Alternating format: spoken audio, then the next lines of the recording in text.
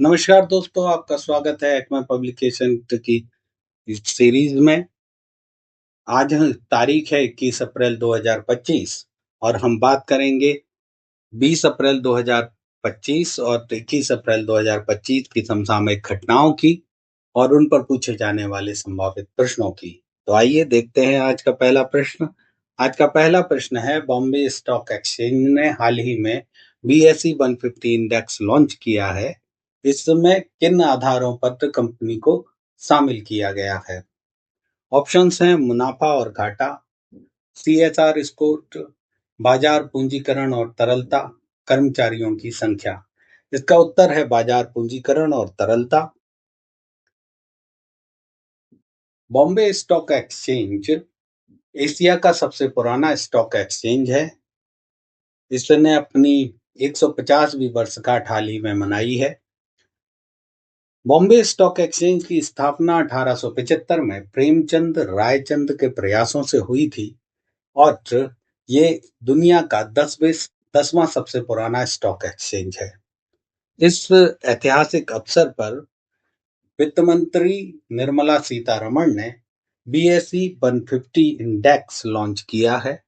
ये इंडेक्स 150 कंपनियों के प्रदर्शन को दर्शाता है जो पूंजीकरण और तरलता के आधार पर चुनी जाती हैं।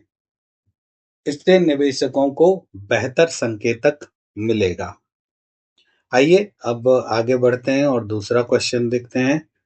दूसरा प्रश्न है, विश्व यकृत दिवस कब मनाया जाता है? ऑप्शंस हैं 17 अप्रैल, 19 अप्रैल, 20 अप्रैल, 15 जून।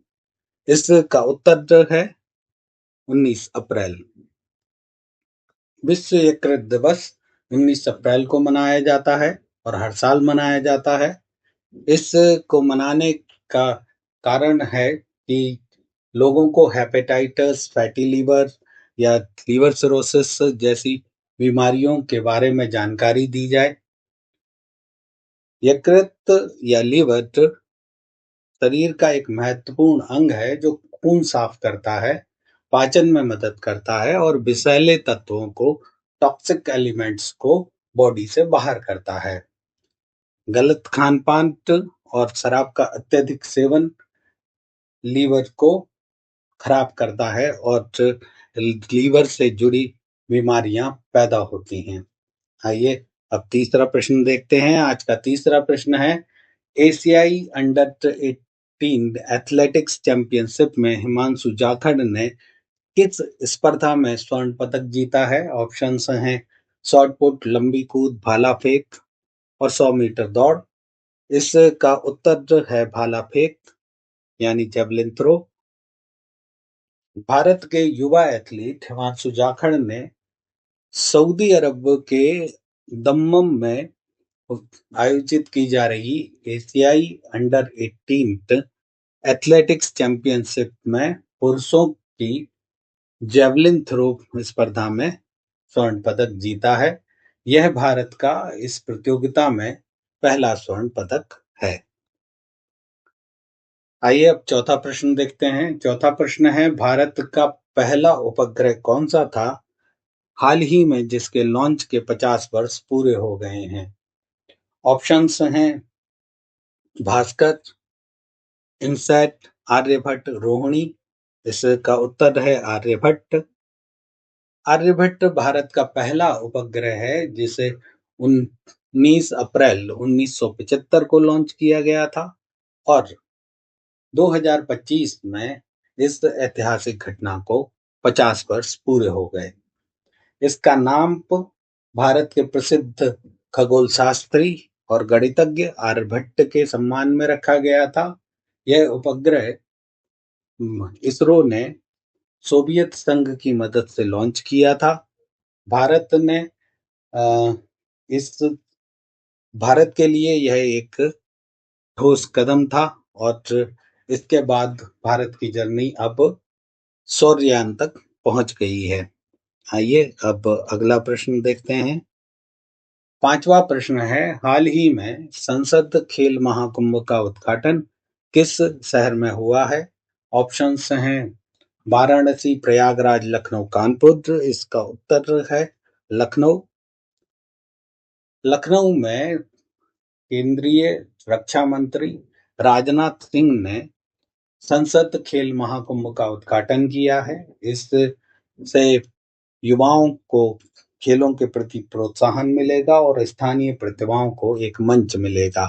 इसमें तरह तरह के खेल होंगे, जैसे दौड़, कुश्ती, कबड्डी, वॉलीबॉल आदि। आइए अब आज का छठवां प्रश्न देखते हैं। छठवां प्रश्न है, वर्ष 2024-25 में भारत का दवा निर्यात कितना बढ़ा है? इसके ऑप्शंस हैं 5%, 7%, 9% से अधिक और 3%। इसका उत्तर है 9% से अधिक। 2024-25 में भारत का फार्मास्यूटिकल निर्यात, यानी हम जो बाहर भेजते हैं, वो 9% से अधिक बढ़ा है और इसके साथ ही ये $30 बिलियन को पार कर गया है। यहाँ पे एक इम्पॉर्टेंट बात यही है कि अकेला अमेरिका ही भारत के कुल दवा निर्यात का 1/3 हिस्सा खरीदता है। और इसके बढ़ने से ये पता चलता है कि भारत की दवाओं की गुणवत्ता और प्रतिस्पर्धी मूल्य, कॉम्पिटिटिव प्राइस से ये मांग लगातार बढ़ रही है। आज का 7वां प्रश्न है, भारतीय कृषि अनुसंधान परिषद के महानिदेशक कौन बने हैं? ऑप्शंस हैं हिमांशु पाठक, ML जाट, राजीव कुमार, राकेश वर्मा। इसका उत्तर है ML जाट। भारतीय कृषि अनुसंधान परिषद यानी ICAR के वर्तमान महानिदेशक ML जाट हो गए हैं। वे हिमांशु पाठक का स्थान ले रहे हैं। और ICAR भारत में कृषि अनुसंधान, शिक्षा और विकास की के लिए काम करने वाली संस्था है।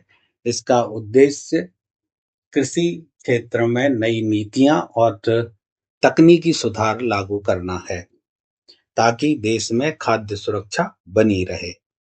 आइए अब आज का 8वां प्रश्न देखते हैं। 8वां प्रश्न है, A.S. दुलत की पुस्तक chief minister and the spy इसके जीवन पर आधारित है। ऑप्शंस हैं नरेंद्र मोदी, फारूक अब्दुल्ला, इंदिरा गांधी, अटल बिहारी वाजपेयी। इसका उत्तर है फारूक अब्दुल्ला। A.S. दुलत की किताब chief minister and the spy Farooq Abdullah के जीवन पर आधारित है, जिसमें 1990 के दशक में जम्मू कश्मीर में आतंकवाद का उदय और फारूक अब्दुल्ला के दिल्ली के साथ संबंधों पर चर्चा की गई है। दुलत रॉ के पूर्व प्रमुख हैं और अपने अनुभवों को उन्होंने साझा किया है, जिसमें विशेष रूप से 1996 में अब्दुल्ला के तीसरी बार मुख्यमंत्री बनने की घटनाओं का वर्णन किया गया है। आइए अब अगला प्रश्न देखते हैं। आज का 9वां प्रश्न है, सौरभ कोठारी ने 2025 में IBSF विश्व बिलियर्ड्स खिताब किसे हराकर जीता है? ऑप्शंस हैं आदित्य मेहता, पंकज आडवाणी, रविंद्रनाथ और जॉन स्नो। इसका उत्तर है पंकज आडवाणी। सौरभ कोठारी ने 2025 IBSF विश्व बिलियर्ड खिताब पंकज आडवाणी को हराकर जीता है। ये प्रतियोगिता आयरलैंड के कार्लो में आयोजित की गई थी। यहाँ पर सौरभ ने पंकज आडवाणी को हराया। पंकज आडवाणी कई बार के विजेता हैं। उनको हराकर सौरभ की जीत उनकी प्रतिभा को साबित करती है। आइए अब अगला प्रश्न देखते हैं। हाल ही में भारतीय वैज्ञानिकों ने किस प्रकार के ब्लैक होल का पता लगाया है? ऑप्शंस हैं supermassive black hole, stellar mass black hole, intermediate mass black hole, micro black hole. इसका उत्तर है इंटरमीडिएट मास ब्लैक होल। भारतीय खगोलविदों ने लगभग 4.3 मिलियन प्रकाश वर्ष दूर स्थित एक धुंधली आकाशगंगा में एक रहस्यमय इंटरमीडिएट मास ब्लैक होल की पहचान की है और इसको उन्होंने नापा भी है। इस ब्लैक होल का द्रव्यमान से स्टेलर मास और सुपरमैसिव ब्लैक होल के बीच होता है, लेकिन इनका अस्तित्व अब तक रहस्य बना हुआ है। और इस खोज में भारतीय दूरबीन और डेटा विश्लेषण तकनीकों का उपयोग किया गया है। 11वां प्रश्न है, सिविल सेवा दिवस भारत में कब मनाया जाता है? इसके ऑप्शंस हैं 15 अगस्त, 26 जनवरी, 21 अप्रैल, 2 अक्टूबर। इसका उत्तर है 21 अप्रैल। हर साल 21 अप्रैल को भारत में सिविल सेवा दिवस मनाया जाता है ताकि सिविल सेवाओं के योगदान को सराहा जा सके। यह दिन तो 1947 में सरदार पटेल द्वारा अखिल भारतीय सेवाओं को संबोधित करने की स्मृति में मनाया जाता है। इस दिन पर सिविल सेवकों को उत्कृष्ट सेवा के लिए प्रधानमंत्री द्वारा पुरस्कार भी दिए जाते हैं। आइए अब आज का 12वां प्रश्न देखते हैं। अजय भूषण पांडे को हाल ही में किस अंतरराष्ट्रीय बैंक का उपाध्यक्ष नियुक्त किया गया है? ऑप्शंस हैं world bank, IMF, Asian infrastructure investment bank और एशियन डेवलपमेंट बैंक। इसका उत्तर है एशियन इंफ्रास्ट्रक्चर डेवलपमेंट बैंक यानी AIIB। हाँ, इनको AIB का उपाध्यक्ष नियुक्त किया गया है। AIIB एक बहुपक्षीय विकास बैंक है जिसकी स्थापना 2016 में बुनियादी ढांचा परियोजनाओं को फाइनेंस करने के लिए की गई थी और इसका मुख्यालय बीजिंग में है यानी चीन में है। आइए अब अगला प्रश्न देखते हैं। आज का 13वां प्रश्न है, भारत ने 6वीं एशियाई अंडर 18 एथलेटिक्स चैंपियनशिप 2025 में कुल कितने पदक जीते? इसका के ऑप्शंस हैं 9, 11, 13, 15। इसका उत्तर है 11। सऊदी अरब के दमम में आयोजित 6वीं एशियाई अंडर 18 एथलेटिक्स चैंपियनशिप में भारत ने कुल 11 पदक जीते हैं, जिसमें से 1 स्वर्ण और 5 रजत, 5 कांस्य हैं। हिमांशु जाखड़ ने भाला फेंक में 67.57 मीटर की दूरी तय करके भारत को एक स्वर्ण पदक दिलाया और यही एकमात्र स्वर्ण पदक भारत को मिला है। वहीं चर्चित नामों में नितिन गुप्ता का नाम है जो 5000 वो रेस वॉक में रजत पदक जीत पाए और अंतिम क्षणों में 0.01 सेकंड से वो स्वर्ण पदक चूक गए। और ये एशियाई एथलेटिक्स चैंपियनशिप हर 2 साल में आयोजित की जाती है। आइए अब 14वां प्रश्न देखें।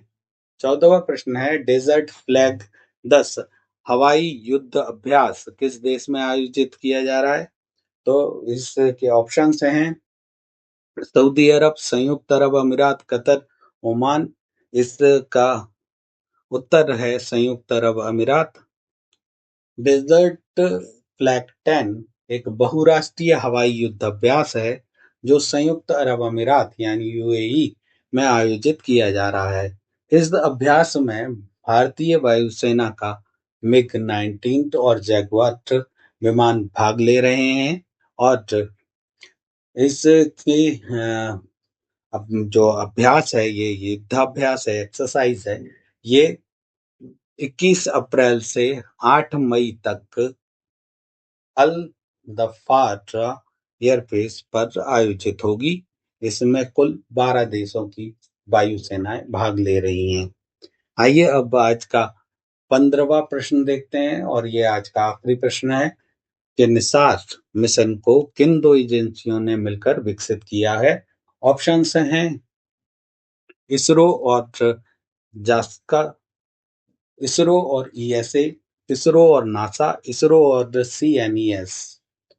इसका उत्तर है इसरो और नासा। निसार का पूरा नाम NASA ISRO synthetic aperture radar एक संयुक्त उपग्रह मिशन है जिसे इसरो और नासा ने मिलकर विकसित किया है।